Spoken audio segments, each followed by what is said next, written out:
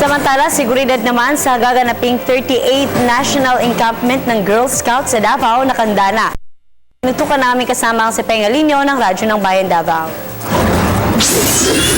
Nakakasana ang pagbabantay ng mga miyembro ng pulisya sa darating na ika-11 o Sabado hanggang ika-17 ng Abril sa gaganaping 38th Girl Scout of the Philippines o GSP National Encampment sa Camp Alano Regional Program Training Center, Daliao Suril, Davao City.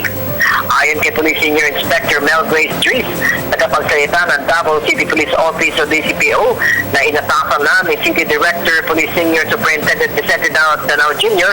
ang kanyang sinasakupan, lalo na mga nakapalaga sa Turil District na mas paigtingin pa ang pagbabantay 24/7 at masaya mga partisipante ng mga Girl Scouts at mga opisyal na lalahok sa nasabing encampment.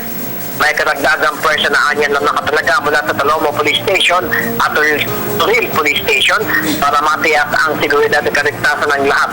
Mahigit kumulang sa 2,000 mga Girl Scouts mula sa 76 na councils mula sa iba't ibang bahagi ng Pilipinas ang inaasahang dadalo sa National Encampment Program na magsisimula na bukas Sabado sa loob ng isang linggo na matatapos sa Biyernes sa susunod na linggo. Para sa Telebisyon ng Bayan, Pengalinyo, Radyo ng Bayan, Davao.